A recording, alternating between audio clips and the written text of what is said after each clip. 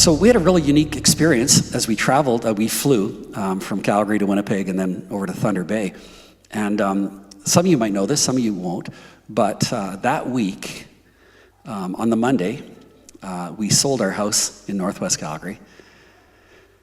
And then we had to buy a house. And we actually negotiated the purchase of a house 35,000 feet above Saskatchewan because our plane had Wi-Fi. And we were literally negotiating with the realtors and the other family.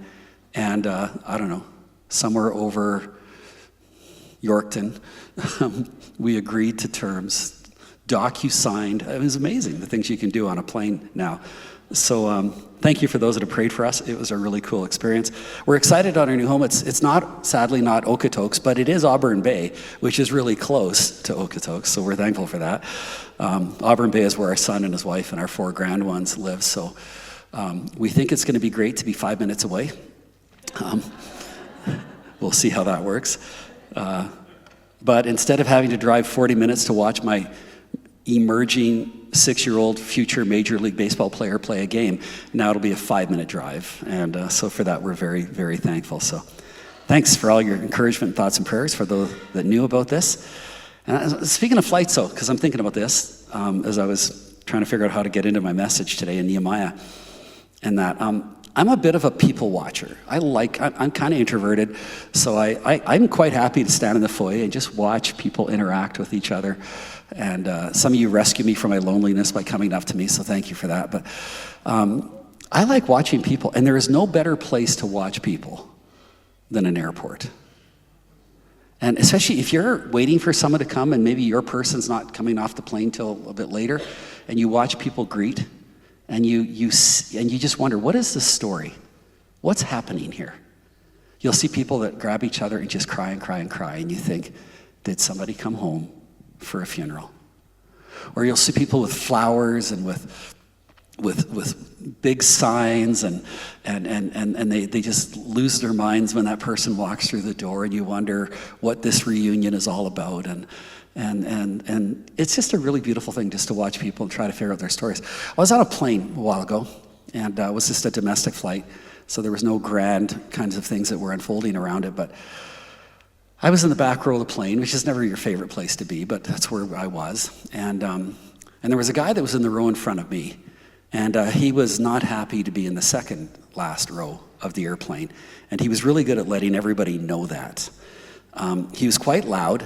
He was extremely abrasive with the staff and with everybody around him. He was rude and he was mad, and that can be a really toxic combination of emotions. And that he let everybody know his opinions on all kinds of things. He was critical of the airline because the flight left an hour late, so he was very upset about that. He was not, so subtly informing us all that he was more important than be sitting in the second last seat, and you could tell he was frustrated. And then when we landed on the tarmac, it took 15 minutes for the plane to kind of get cleared to go to the landing spot. It was a smaller airport, not one with a jetway, and he had to go off the stairs, and he just kept getting madder and madder and madder. And I'm just kind of shaking my head. Everybody around him is. So when they finally said, they stopped because we got off the runway and onto the place, and this guy stood up, grabbed his carry-on bag, and literally bowled people over to get to the front of the plane. You ever seen that person? They just push in, and they're, and he pushed his way 2/3 down until someone stopped him and said, "You're going no further." And then about that moment, the flight attendant came on, thanked everybody for flying with him that day, and said all the kinds of things that they said. And they said, and just so you know, that the plane, the stairs are actually at the back of the plane. And for those at the back that thought you're going to be the last off, you're first off. So I stood up. I was the first guy off the plane. But before I left my seat, I looked forward and I saw the most angry man in the history of angry men, 2/3 of the way up, and nobody was letting him come back the other way. And it just was sweet justice. It was one of those really great moments. I don't know about you, but I'm not really fond of people pushers. I'm not really fond of people who constantly push themselves to the front of the line, people who constantly make themselves appear to be the most important people in the room and let everybody else know about that. I like passion, I like dedication, I'm all about determination and commitment. But I struggle when those traits are divorced from kindness and sensitivity and gentleness and graciousness and patience. This morning from Nehemiah chapter 5, and on this day that we call Father's Day, I want to ask all of us, dads and non-dads, build the bridge and make the story for you as well. But I want to ask us all a very simple question. What are we wanting most in life? What are we pursuing with the deepest of passions? What are we pushing towards? What are the priorities that govern what we love, who we serve, how we live? And where exactly does king and kingdom fit into these passions and priorities? My sermon in a sentence this morning is just this: what we pursue in life best reveals what we value in life. What we pursue most reveals what we value most. We've been living around Nehemiah for the last 4 or 5 weekends, and today in chapter 5, we see this incredibly super practical expression of the distinct difference between two value systems that can govern how we live. There is a self-centered, people pushing to the front of the line kind of life, and then there's the God-centered, focused on others before self kind of life. And my premise is that God-centered dads are way easier to do life with than self-centered dads. I know this from personal experience.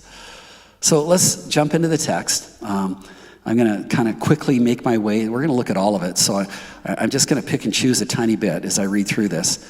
And I don't have glasses, so it'll be really interesting to see how successful I am. That's why I'm going to paraphrase it, because then I can, anyways. Nehemiah, chapter 5. And we've seen Nehemiah. Last weekend, Colin talked about all the opposition that was coming and all the challenges that they were facing, and we all face challenges in our lives. And chapter 5 is Nehemiah, and it's specifically about caring for the vulnerable, the marginalized, the poor. And it says now, the men and their wives, they raised a great outcry against their fellow Jews. Some were saying, we and our sons and our daughters are many, and in order for us to eat, we need food, we need grain.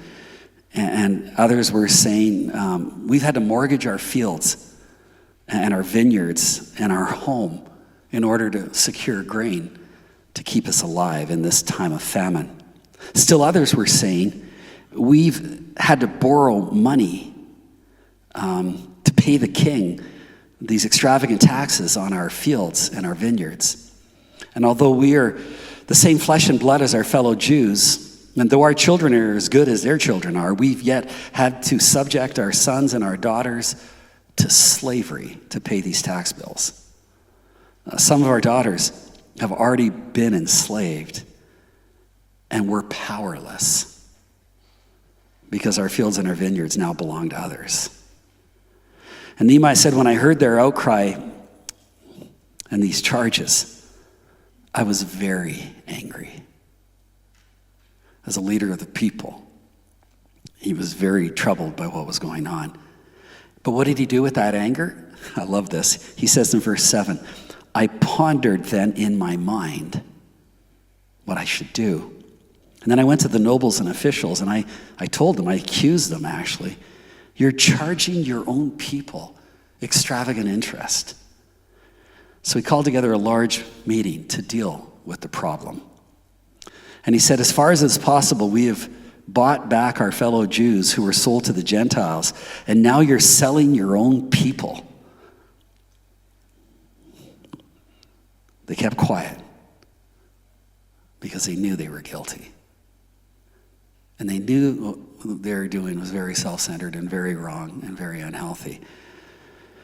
So I continued, what you're doing is not right. Shouldn't you walk in the fear of God to avoid the reproach of our Gentile enemies? And so he's talking to them, and they said, we'll give it back. And then he pulls them all together, and they make commitments, and they try to do all the right things. But look at verse 14. It says, moreover, from the 20th year of King Artaxerxes, when I was appointed to be their governor, so Nehemiah rose up from being just the wall builder to becoming the governor of the people and the land. And that he said, when I became the governor, neither myself nor my brothers ate the food allotted, set aside for the governor. The earlier governors, those preceding me, they placed a heavy burden on the people. And they took 40 shekels of silver from them in addition to food and wine. And their assistants also lorded it over the people. But out of reverence for God, I did not act like that. That's a powerful statement. Out of reverence for God, out of my relationship with God, out of my commitment to God, I didn't treat people the way the previous leaders treated people. It's an incredibly powerful statement. Instead, I devoted myself to the work on the wall. My men were assembled there for the work. And we did not acquire things just for ourselves. It's a really, really powerful little expression in the heart of this remarkable letter on leadership. So let me dive into this, if I can get my notes right.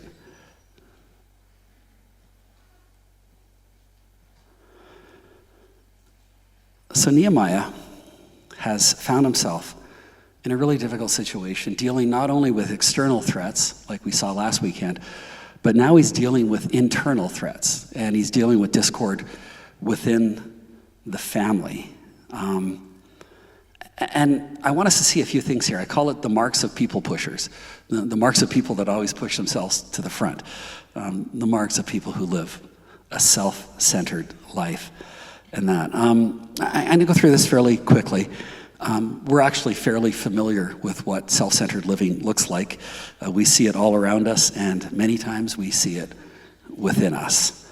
My premise is that those who swim in the self-first section of the pool, those who believe it's their inherent right to acquire and attain and achieve and accomplish and gain for self, even at the expense of others,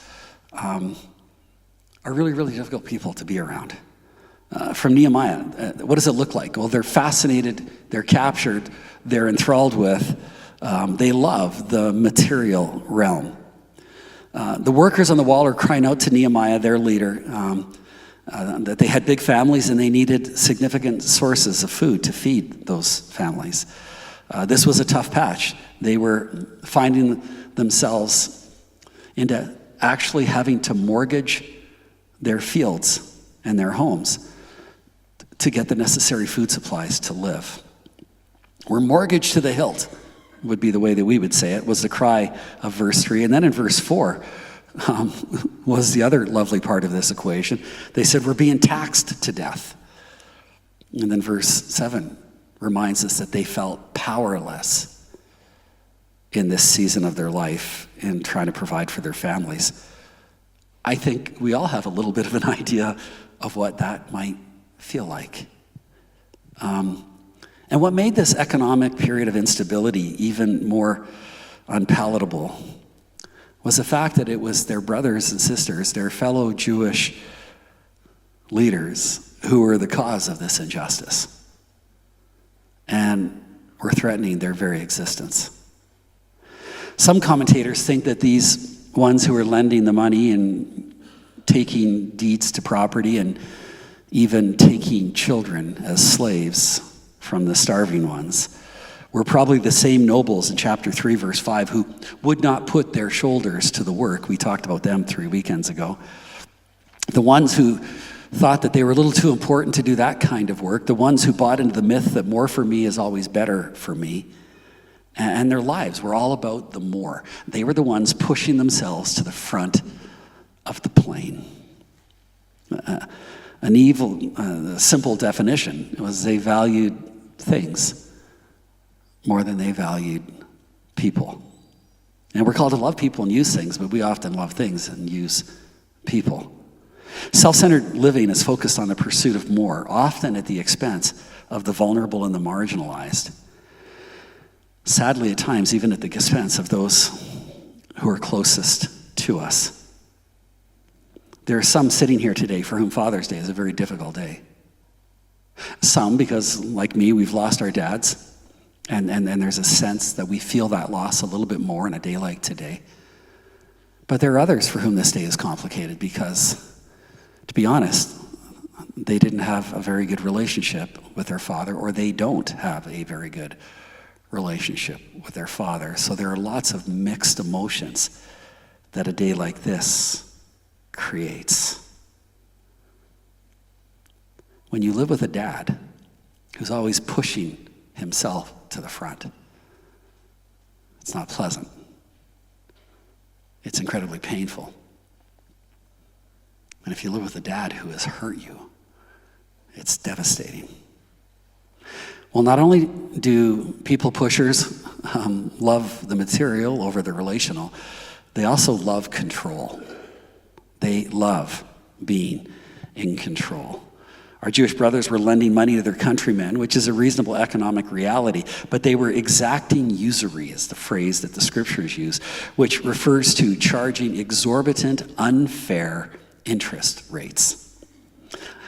My possession date on my new home is 5 weeks before I leave my current home, and it's just the way the negotiation went, and we had to accept that. And it meant that I needed a fairly significant amount of bridge financing. And I feel the pain of these people as the exorbitant interest rate that I will be required to pay, and I'm thankful for it. But it will not cripple me. The exorbitant interest rates in Nehemiah's day were crippling families. And it was not enemy taking a bite out of them, it was their very family that was wounding them and hurting them and using them and abusing them. The people were between a rock and a hard place. They had no food to feed their families. They had to borrow money, and these Jewish nobles knew it, and they exercised their power with high interest rates, which is a direct violation of Exodus chapter 22-25, where Moses wrote, "If you lend money to one of my people among you who is needy, do not be like a money lender. Charge them no interest." That was the law of the Jewish land that was being violated by these Jewish nobles. They charged interest, and lots of it. And if a payment was missed, the land was appropriated. And eventually, even their children were taken into slavery as payment. If people who pursue possessions value things more than people who pursue power value control more than compassion. And if you're growing up or have grown up in a controlled home, it's not safe. And it doesn't feel secure. You know, as Machiavelli wrote years ago, I think he said it first, power corrupts and absolute power corrupts absolutely. Self-centered people have to be in control. And to surrender control is an acknowledgement of weakness or vulnerability, and they don't operate that way. Another mark of self-centered living, people pushing to the front, is we love that preferred position, the exalted position. We need to jump to the end of this to really understand this, that Nehemiah has been appointed governor, as I mentioned, of Judah, and he was a different kind of leader. So rather than taking things from people to benefit himself and increase the level of comfort of his own life, he did not do that. He did not lord over his authority over the people. He used that authority as an opportunity to serve. And it's a really, really beautiful picture of Nehemiah, and perhaps is the best descriptor of why he was such an impactful leader. I expect our prime minister to be a Canada First guy. I do. But I don't ever want him to be a Canada-only guy, which we at times see in the world around us today. We are profoundly blessed in this nation. And I don't want to get too political on us here today, but if we lose compassion for the world around us, if we begin to treat immigrants with profound disrespect and not kindness and generosity, we diminish the very soul of our nation, and lives are compromised. Oh, that we would be a heart-motivated people to, yes, take care of each other, but also to make a difference in the world in which we live. We're a blessed nation, but that blessing is also intended to be extended to others who are not as fortunate as we are. People who pursue power and position as a means to security and significance, they're fundamentally flawed. And there is a character deficit that eventually will compromise their lives. They value image over integrity. And when image is everything, as it often is in the culture in which we live, people suffer. There's a vast difference between image management and character development. And are we just out there polishing an image? Are we building a character that's marked by love of God, love of neighbor, and love of the vulnerable and the marginalized? Position, power without integrity and compassion is a deadly, dangerous duo. When we pursue position, power, possession, we live in a profoundly self-centered life. And our world gets smaller and smaller and smaller. And if we're that kind of parent, or for that sake, even that kind of child, then home is not nearly the safe place that it's intended to be. And coming home is rarely the best part of any great day, which God intends it to be the best part of any day, when we get to gather together as a family. To watch us pray this morning was beautiful. And I'm just on the edge of emotion as I see parents put their kids around their arms, and I'm just sitting there, this is beautiful. And then Brazo ruins my day by coming and kneeling beside the cute piano player, and I just start to weep as I watch this beautiful act of love and kindness. And there's something beautiful when humility is expressed, when love is expressed. And there's few places where we express humility and love more powerfully than when we pray with and for each other. Which leads us into, well, if that's a self-centered life, if that's the people pushing to the front of the plane life, what's the serve others, honor God, live humbly, love justice, pursue compassion life look like that Micah called us to? Well, let me do it real quick. It's a life that's so dialed into God that it takes from us a me-first orientation and puts an other-first orientation in place. Our deepest needs in life are met in God, and so we don't have to be trying to get something out of a spouse or a child or a parent or a neighbor or work or anything in order to validate or justify our existence. There's a sense where we are whole people. And when we are whole people, then we are free to serve others. I shared here before, a godly man once, I asked him the question, if you could give me one piece of advice in life, what would it be? And he thought for a while, and then he said, Ian, in life, make sure you have nothing to prove, so you will always be free to serve. That's the kind of dads our kids need. It's the kind of men our church needs. It's the kind of people our world needs, where we're not just out there trying to prove, protect, promote self, but we're there having had our deepest needs in life met in God so that we can serve others and bless others and be profoundly generous toward others. I love Nehemiah, not serving to benefit himself, but serving to benefit others. The Bible doesn't say whether or not Nehemiah was a father. Some scholars wonder if Nehemiah was a eunuch. And if you don't know what a eunuch is, just ask your dad on the way home from church today. He'd love to tell you. But if Nehemiah was a dad, I think he would have been a pretty good father. So let's talk about what does a good leader, a good dad, a good person look like. And they're familiar and they're okay with sacrifice and surrender. They're focused on others first, not me first. And let's face it, we live in a me first world. They are focused on God and then see others differently, not as people to be used, but people to be served. I don't do this all the time, but oft times when I park my truck in my driveway, I pause because I have a significant decision to make.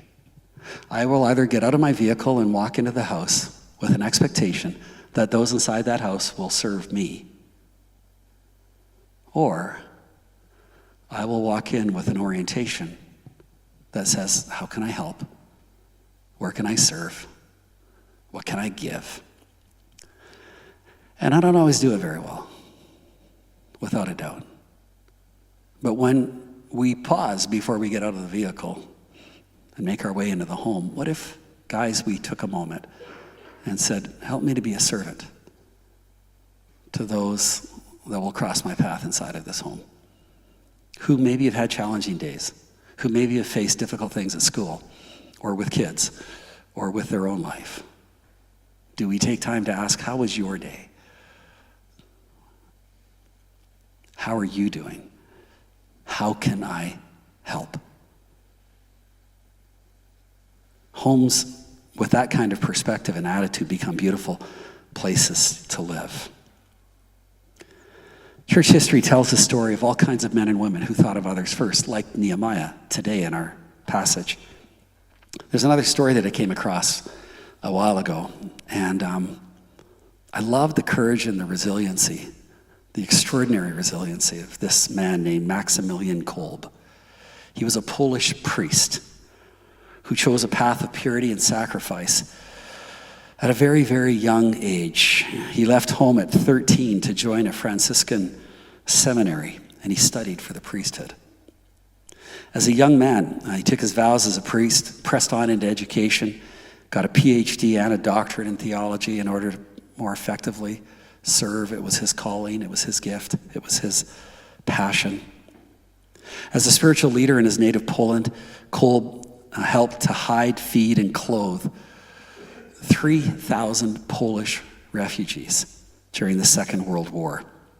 Half of those refugees were of Jewish heritage. He believed that we either serve truth or we embrace the lie. We either sow love or we sow hatred. He viewed people as opportunities to bless and to give and to serve. Eventually, he was caught by the enemy forces and was charged and arrested for hiding Jewish people. And he was sent to the concentration camp in Auschwitz and branded prisoner 16670. His job at the camp was to help carry large stones that were being used for the building of a crematorium. Get your mind around that for a while. He became the personal project of one of the soldiers watching their work, and Kolb was regularly beaten by this man. His fellow prisoners said that he endured this treatment with a surprising calmness of soul. They said he often shared his meager rations with others. He just lived with a profound sense of kindness and dignity. In July of 1941, A few prisoners allegedly escaped from the camp, and the commander of the camp ordered 10 men to be killed by starvation in an underground bunker as a deterrent for others to contemplate similar behavior. One young man, and I will say his name wrong, but it's Franciszek Gajanaczek, was chosen as one of the 10. And he fell to his knees and he cried out, "But my wife, my children." And at that moment, Father Kolb stepped forward and volunteered to take his place. Because as a priest, he had no wife or children.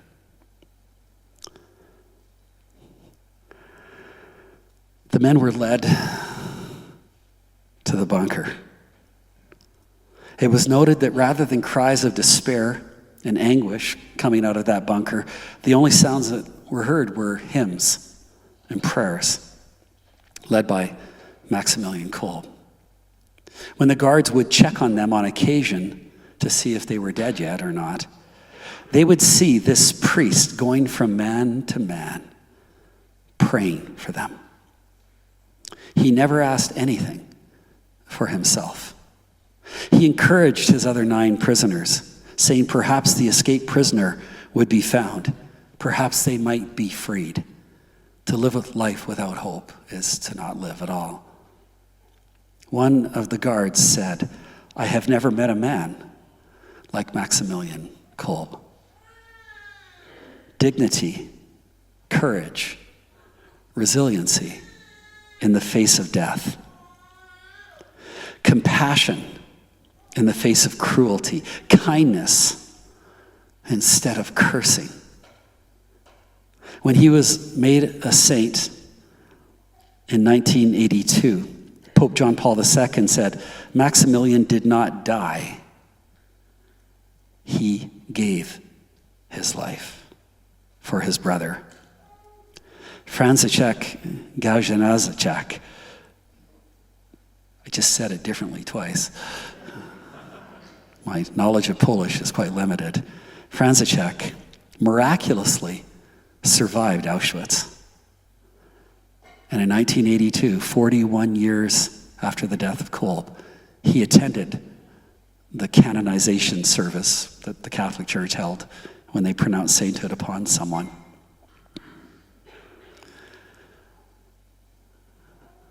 Where does that kind of courage, resiliency, compassion, integrity come from?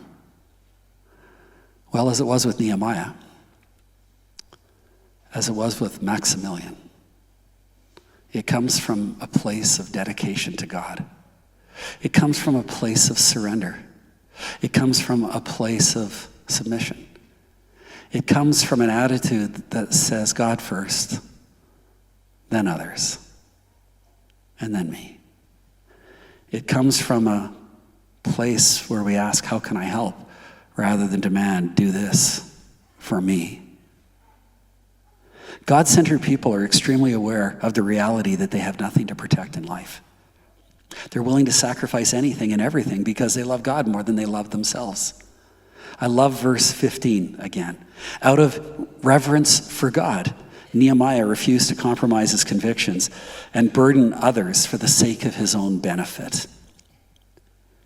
All of us are painfully aware of the potential pitfalls of leadership, be it in the home, in the church, in the school, in the government, in the place of business where we work. We are very aware of selfish agenda, of pushing to the front of the plane kind of ideology, of me first before others. Nehemiah was different because Nehemiah had surrendered his life fully to God. He lived with a God-inspired motivation to fulfill a God-inspired dream. He wanted to enrich people's lives, not take from them. He carefully watched his own life, made sacrifices that he didn't have to make to ensure that others would be taken care of. In God's economy, Surrender is a wonderful word. In our world's economy, not so much. Oh, that we could entrust ourselves to the one who cares and loves us the most. Today's Father's Day. And I'm sure, like many, I've spent much time already thinking a bit about my dad and what I miss about him and what I love about him and what I learned from him, about how he impacted my life. I've pondered the incredible privilege of being a dad to my 3 creations. Well, co-creations. Okay, Joyce did the work. And I should stop talking right now about that. The summer that I became a father in 1989, an article came across my desk in a magazine. It was written by an emerging writer that I'd never heard of. His name is Max Lucado. He's written a few things since then too. I've read the article dozens of times. I thought I'd end with it today. The article begins with the words from Psalm 39, verse 4, where he said, "Lord, let me know how fleeting my life is." There's a finite number of days that we're entrusted with. We all know that well. Let me read from the article. This is Lucado. Abraham Lincoln once listened to the plea of a mother of a soldier who'd been sentenced to hang for treason. She begged the president to grant a pardon. Lincoln agreed. Yet he's reported to have left the lady with the following words: "Still, I wish I could teach your son a lesson. I wish we could give him just a little bit of hanging." I don't know about what that old rail splitter had in mind, but Lucado writes, "Yesterday I got a little bit of hanging." We were having Sunday lunch at the home of a fellow missionary family. They're missionaries in Brazil. It was after the meal, and I was in the kitchen while Denalyn and our friends, Paul and Debbie, were talking in the living room. Their 3-year-old daughter, Beth Ann, was playing with our 2-year-old, Jenna, in the front yard. All of a sudden, Beth Ann rushed in with a look of panic on her face, and she cried out, "Jenna is in the pool." Paul was the first to arrive poolside. He went straight into the water. Denalyn was next. By the time I arrived, Paul had lifted her out of the water into the extended arms of her mother. Jenna was simultaneously choking, crying, and coughing. She vomited a belly full of water. I held her as she cried. Denalyn began to weep. I began to sweat. For the rest of the day, I couldn't hold her enough. Nor could we thank little Beth Ann enough. We took her out for ice cream. I still can't thank God enough. It was only a matter of minutes, maybe seconds. We almost lost her. The thought was numbing and convicting. It was a little bit of hanging. The stool was kicked out from under my feet, and the rope jerked around my neck just long enough to remind me of what really matters. It was a divine slap, a gracious knock on the head, a severe mercy. Because of it, I came face to face with one of the underground's slyest agents, the agent of familiarity. His commission from the Black Throne is clear and total. Take nothing from your victim, only cause him to take everything for granted. He's been on my trail for years, and I never knew it. But I know it now. I've come to recognize his tactics and detect his presence. And I'm doing my best to keep him out. His aim is deadly. His goal is nothing less than to take that which is most precious to us and make it appear most common. He won't steal your salvation. He'll just make you forget what it was like to be lost. You'll grow accustomed to prayer and therefore not pray. Worship will become commonplace and study optional. With the passing of time, he'll infiltrate your heart with boredom and cover the cross with dust so you'll be safely out of reach of change. Score 1 for the agent of familiarity. Nor will he steal your home from you necessarily. He'll do something far worse. He'll paint it with a familiar coat of drabness. He'll replace evening gowns with bathrobes, nights on the town with evenings in the recliner. He'll replace romance with routine. He'll scatter the dust of yesterday over the wedding pictures in the hallway until they become a memory of another couple in another time.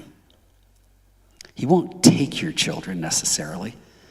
He'll just make you too busy to notice them.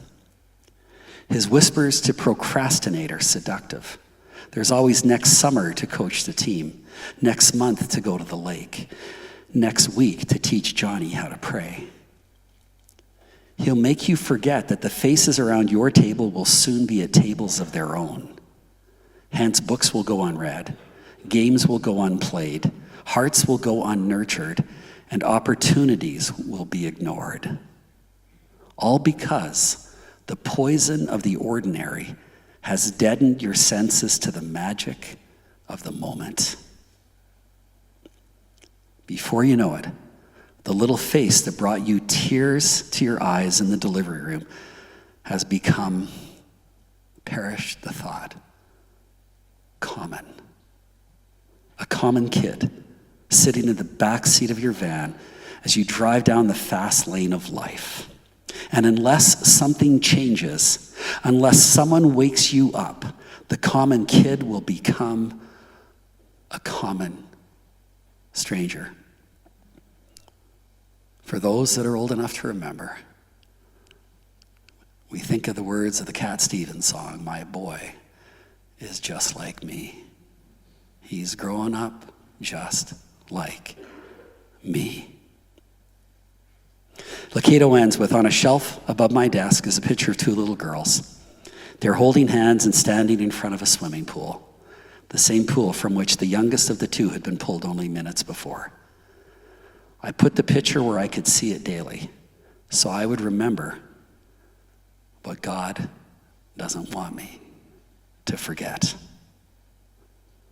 The poison of the ordinary, the agent of familiarity, the darkness of me first thinking." This Father's Day,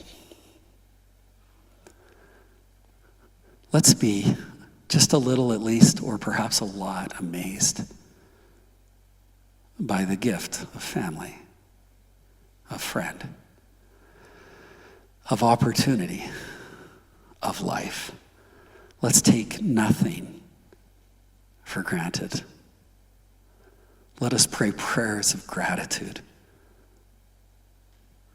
to our God who is our Father, who loves us more than we could ever dare to dream, and who longs to step into our stories and remove the poison of the ordinary and to extinguish the agents of familiarity and open our eyes to the wonder and the gift of life.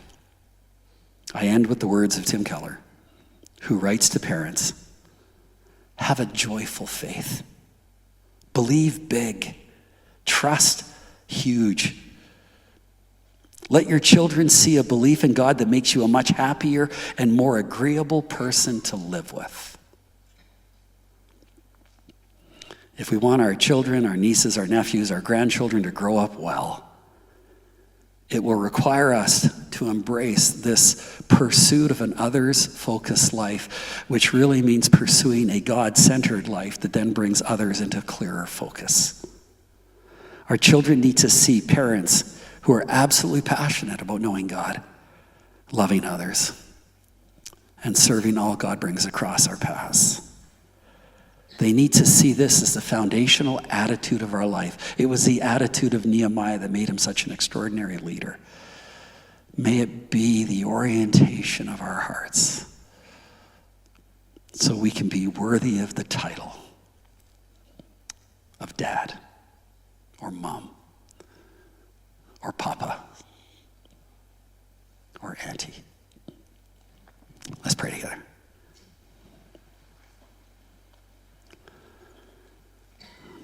Lord, forgive us for how we so easily take so much, so for granted. How we lose the magic of the moment and we settle for the mundane existence of life. How we subtly buy into the more for me is better for me mentality of life instead of how can I bless others? How can I be an extraordinarily generous human? Lord, kind people are lovely people to be around. Not so kind people, not so much. Turn our hearts to you, to your love, to your kindness, to your grace.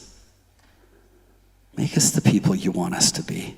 Help us to be profoundly grateful, extraordinarily generous, extravagantly kind. Help us speak words of blessing over those you bring across our paths, especially if we carry the privilege and responsibility of parent. May we live a big faith, marked by a big love for the extraordinary gifts you bring into our lives. May we never take a moment for granted. Forgive us when we push our way to the front of the plane. Teach us to be humble, kind, dependent servants of you, the living God. And thank you that you are our Father and you love us. And you want to encourage and strengthen us today. Thank you that you are the God who gives. Teach us to reflect your heart in all ways, at all times, in all places and spaces with all people, especially at home. This we ask in the strong and the powerful name of Jesus. And all God's people said,